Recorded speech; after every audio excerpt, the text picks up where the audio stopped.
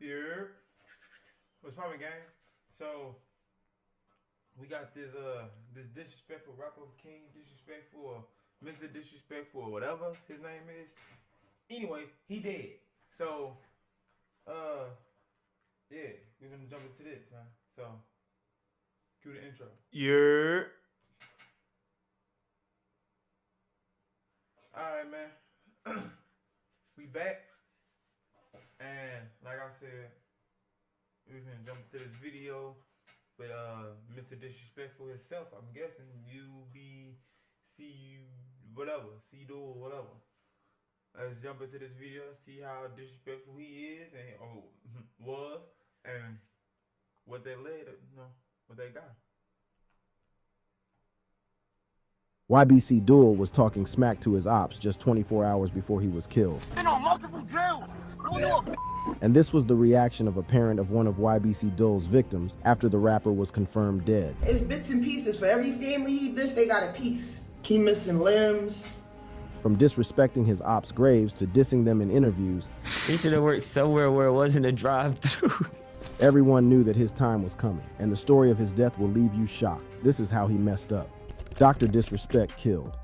It was a typical Friday afternoon in the Olney neighborhood of Philadelphia. But for Abdul Vix, better known as YBCDUL, this day would mark the end of his controversial life. Vix, a prominent rapper and a founding member of the notorious Young Bag Chasers gang, was driving through the neighborhood, unaware of the deadly ambush that awaited him. Around 3:30 p.m., YBCDUL was behind the wheel of a white Hyundai rental car. He had just picked up a friend from the 5,500 block of North 6th Street. Little did they know, their journey would soon take a fatal turn. As YBCDUL approached the 5,500 block of North Fairhill Street, he stopped at a red light. The intersection seemed ordinary, just another routine stop on their drive. But in Somebody pulled up beside them and the world of gang rivalries and street violence, danger often lurks in the most unsuspecting places. Suddenly, another car pulled up beside YBCDUL's vehicle. In seconds, the peaceful afternoon was shattered by the sound of gunfire. At least one passenger from the other car opened fire, unleashing a hail of bullets into the driver's side of YBCDUL's car. The rapid succession of gunshots echoed through the streets, sending nearby pedestrians scrambling for cover. YBCDUL was struck multiple times, with bullets piercing his chest and hand. The attack was swift, brutal, and left no room for escape.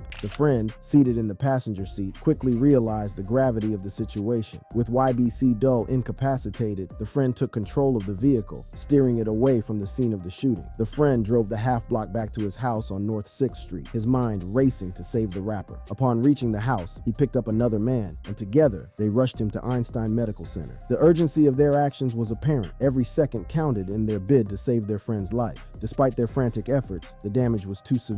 Abdul Vix, at just 25 years old, was pronounced dead within minutes of arriving at the hospital. But the story gets even more shocking. As the investigation into the shooting began, police officers revealed that no arrests had been made and that the number of gunmen involved remained unclear. The lack of ballistic evidence at the scene only added to the mystery, leaving investigators with more questions than answers. But the story took another dramatic turn not long after the shooting. Police received a report of a car on fire in a lot on the 6,900 block of North 15th Street. The burning vehicle, a stolen car, was quickly linked to the crime. Inside the burned car, investigators found ballistic evidence that suggested a connection to the shooting. As the investigation continued, the spotlight remained on YBCDUL and his ties to the Young Bag Chasers gang. The YBC gang, based in the Mantua section of West Philadelphia, had been linked to multiple shootings and homicides since 2019. Prosecutors estimated that YBC-related feuds had left 30 people shot within just 16 months, with some victims as young as 15 years old. The gang's violent reputation and the rapper's prominent role within it made his murder all the more significant. YBCDUL was also well known in Philadelphia's drill rap scene, known for its aggressive and often violent lyrics. His songs, which garnered hundreds of thousands of views on YouTube, were notorious for mocking the dead and their families. In fact, he referred to himself as Mr. Disrespectful. I'm tapping in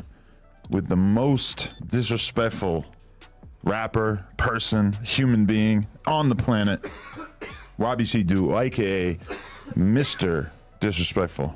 And for being the most disrespectful rapper, he was also the most hated. I saw a documentary about you that said you're the most hated rapper in Philadelphia. Is that cap? You know that ain't no bluff. In one particularly shocking video, Vix pretended to I seen that one. Okay, I seen that interview. I ain't know that was him though. I ain't gonna lie, I ain't know that was YBCDUL. I didn't know it was him. To dig up an enemy's grave at a cemetery, a move that outraged many and solidified his reputation as a provocateur. Destroying ops' graves has become common in the drill scene. Needless to say, it has gotten rappers killed, and Foolio comes to mind. It's alleged that he was the one who went to Spaz's grave and pissed on it. Spaz was shot and killed in August 2018 by one of Foolio's affiliates, Kenny Caps. Despite the presence of approximately 200 people in the vicinity of the shooting, finding cooperative witnesses proved difficult. Many were reluctant to come forward, and some who initially provided statements later recanted their testimonies. One key witness, who had initially identified Kenny as the shooter, later recanted her eyewitness testimony and was arrested for perjury. Another victim, who had been wounded in the shooting, also recanted his statement and refused to cooperate with the authorities. With the evidence weakened by recanted testimonies and uncooperative witnesses, the charges against Kenny were downgraded. The state attorney's office amended the charges against him to manslaughter and aggravated battery. Faced with the new charges, Kenny pleaded guilty. He was sentenced to 5 years, with credit for 3.5 years already served in jail. It wasn't long before Foolio's ops decided to seek street justice, and on June 23rd, Foolio was gunned down while celebrating his birthday. Two of the shooters, Rashad Murphy and Davion Murphy, were Spaz's brother and cousin. After the murder, Rashad Murphy, Spaz's brother, sent 2 separate disturbing text messages celebrating Foolio's death. The first one read, "I'm coming home, my thirst is quenched. Pop a bottle of Don Julio today, Murphy." While the second message read, "I'm coming home, my thirst is quenched. I love you, Murphy." YBCDUL's actions and lyrics had made him a target in Philadelphia, and some saw his murder as an act of revenge. In fact, some of his victims' parents even took to social media to celebrate his death. Sorry, dude, I got this boy got a whole album speaking about me. It's bits and pieces. For every family he dissed, they got a piece. He got holes in his body. They blew pieces of him.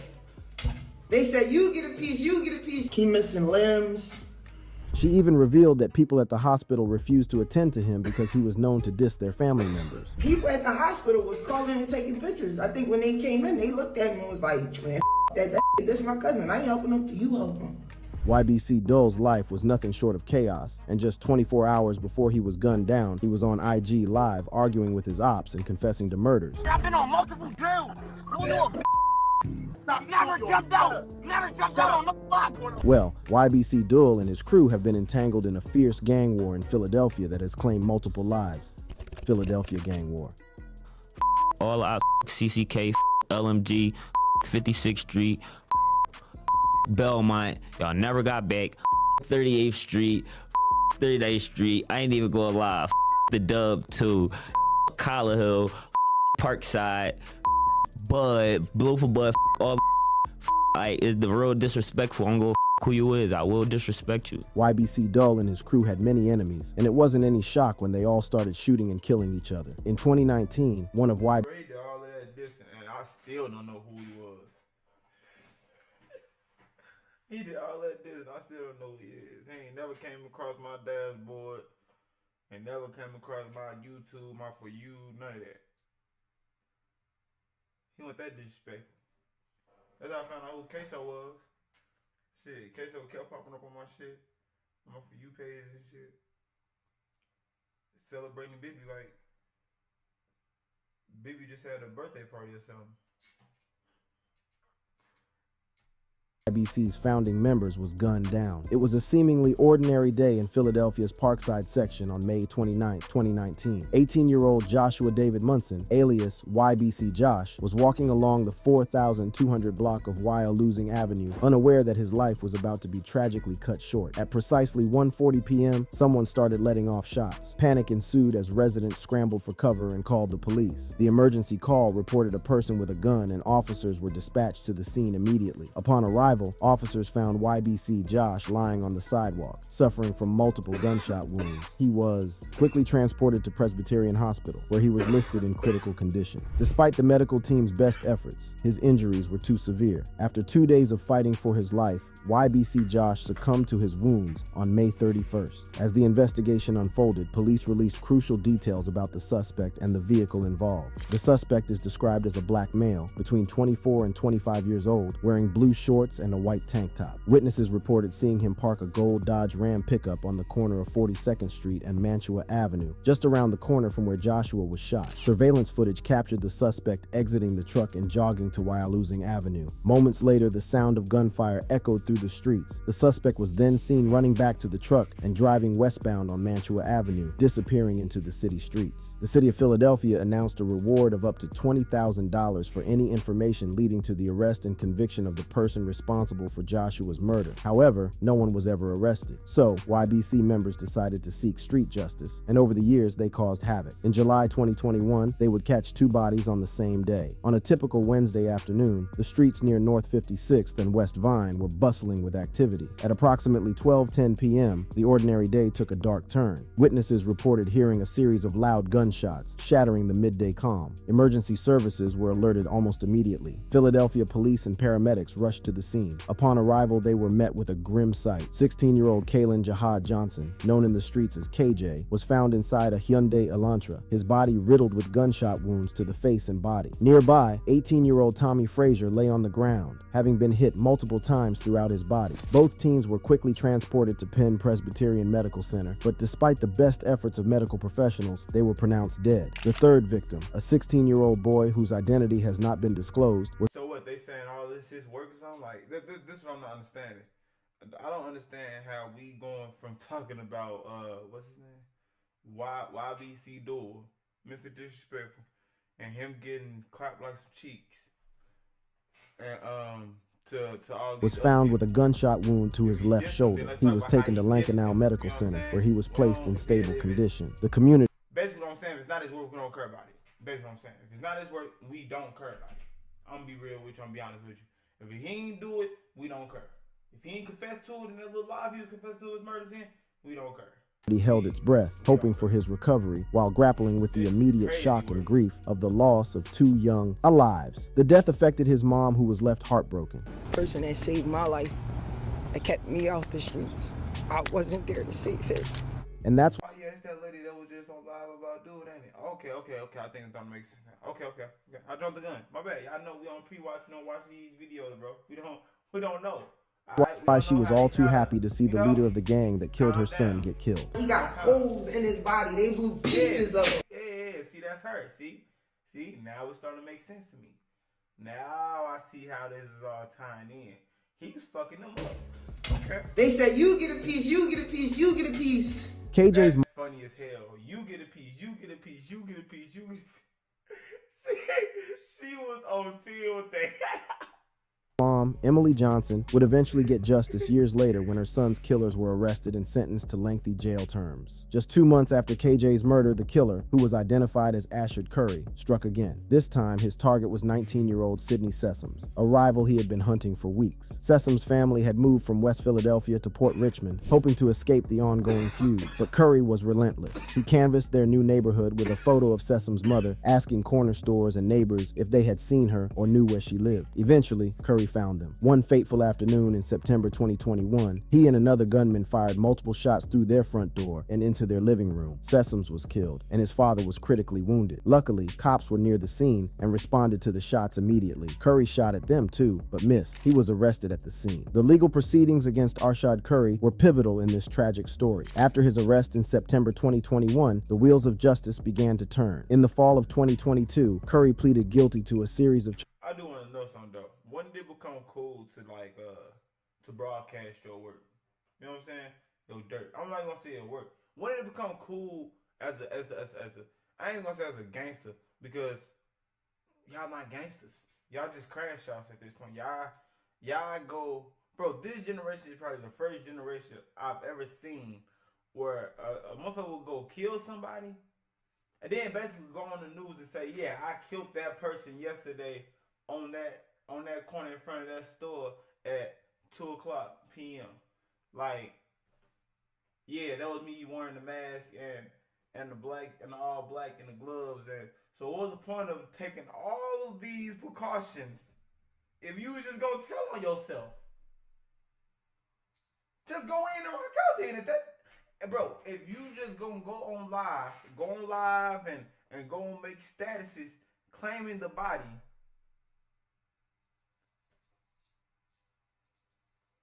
why would you wear a mask, gloves, have a shell catcher, and everything else? It's pointless, bro. You wasting your time. It's pointless because you're gonna go to jail. If not, Them niggas don't get up with you. You better hope you go to jail. Charges, including the murders of KJ, Tommy Frazier, and Sidney Sessoms, as well as the attempted murder of 2 police officers. This guilty plea set the stage for an emotional and intense sentencing hearing that would take place nearly a year later. The courtroom was filled with All I'm saying is John Gotti will be real disappointed right now.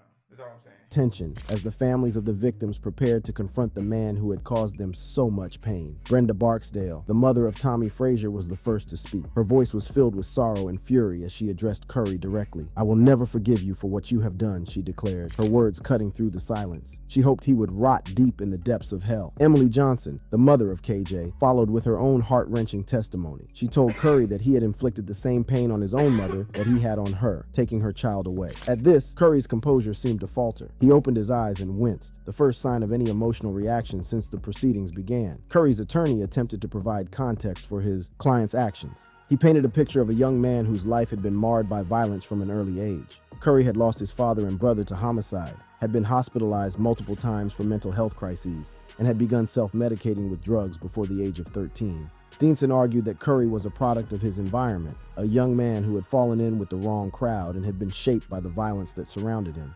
Finally, it was Curry's turn to speak. His words were few but heavy with regret. "I'm sorry. There's nothing I can say to ease your heart." So we gotta hear about his homies too. We gotta hear about his homies. We can't just hear about the nigga that just got clapped up. What she say? What the mama say? They left holes in them. What you talking about? You get a body part. You get a body part. You get a body part. But she on his ass. She is not playing. She on his neck.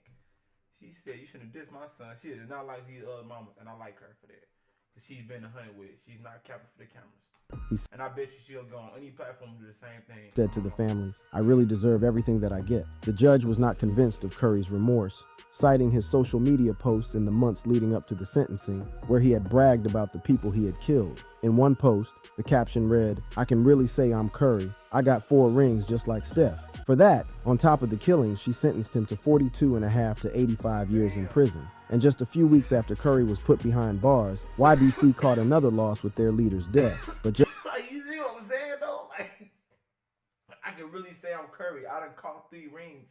Like, call me Steph. Like, come on, bro. Like, you telling on yourself right now, man. Shut the fuck up. I wasn't going to jail, y'all. Niggas snitches. Just like Curry, YBCDUL got what was coming to him after continuously dissing the dead. But he isn't the only rapper killed for dissing his ops in interviews and music. From FBG Duck getting murked for dissing O-Block members to Fulio getting killed for mocking his top op's dead brother. Rappers killed for dissing the dead. YBCDUL and Fulio had many things in common. Spaz's grave wasn't the only one that Fulio visited. Fulio went to shoot the music video of his hit diss track, When I See You, at his op's gravesite. The song, which is a remix to Fantasia's song, is among the most viewed songs to come out of the Jacksonville drill scene. Fulio was responding to his op's hit song, Who I Smoke, which also went viral. Young and Ace, Fulio's top op and his ATK crew had released the song, which dissed Fulio's dead homies. Fulio's response diss track was so brutal that only he showed his face in the music video. His cousin Kojak didn't show his face. In the track, Fulio raps, "Went out to eat on his birthday for a shot. 3 dead in the worst way." This is exactly how Ace's brother and 2 best friends died. In June 2018, Ace was out to celebrate his younger brother's birthday. The group chose a local favorite spot for the birthday dinner. After the dinner, the 4 young men left the venue, but as they pulled away, the unexpected... Hey, y'all know the funny, since we talking about Fulio now, y'all know the funny thing about that song? It was 4 people in his car. 3 people got shot, and he the only one that died. His shit is literally the opposite of what happened to Young and Age, bro. That's funny as hell. And it's funny how life works. Unexpected horror unfolded in mere moments. I'm back. A car, seemingly out of nowhere, approached their vehicle. As Ace was about to call his girlfriend on his phone, their ops started letting off shots without warning or provocation. So I'm calling him. I'm about to call her. Soon as I pull my phone out, I get shot in my hand. See my whole hand. See, all this is off, but it grew back. Youngeen Ace, amidst the chaos, made a split-second decision fueled by instinct and brotherly love. He leaned over in a desperate attempt to shield his brother in the driver's seat, risking his own life in the process. I ain't gonna lie, I tried to like shield my little brother, 20p. So I'm shielding him, trying to get him out the car though. I'm pressing like the door, cause the door's locked. So I'm trying to press the unlock button, but they still shooting. Tragically, his efforts were in vain, and the driver, along with 2 other passengers, succumbed to their injuries. Well, Fulio would also be killed celebrating his birthday in Tampa. After his death, Ace released a diss track and revealed why he took out his main op, and then went to that grave and took a picture. Ace raps. Fulio and YBCDUL also had something else in common apart from their ops' graves. They both had a habit of hoping on Instagram Live and dissing their ops. One time, Fulio went live and brutally mocked a dead op who had been kidnapped, killed, and his bones found 1 year later. This man got kidnapped, bro. This man got his kidnapped. Like, real. I ain't gonna lie. That Corbin shit though, that shit was evil. On my mama. Hey, check it out. Y'all not only killed this man, y'all kidnapped this man, held his body for a year, dropped that man's body off a year to the date where he went missing. Y'all crazy. The deal, lost and found type. On the evening of July 11th, 2019, a man clearing land off Uzi Road made a shocking discovery. Corbin's skeleton was found, wrapped, and buried, bringing a tragic end to the search. KTA's head honcho Fulio was all up on Instagram making fun of Corbin after the discovery was made. And Corbin, they let Corbin get kidnapped, man. That crazy, man. The Corbin. Got this stupid ass kidnapped. They found the bones. He kidnapped like a little baby. Like a little boy. Fulio took the disrespect to a whole new level as he mimicked Corbin the day he was kidnapped. I know he was crying. Please. Hell. What?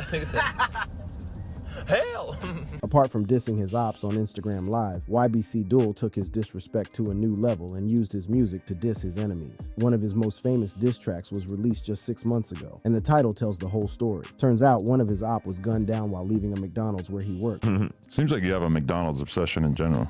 Because, like, shouldn't be working at McDonald's. So you had an enemy who got killed working there or leaving there or something? He should have worked somewhere where it wasn't a drive-thru.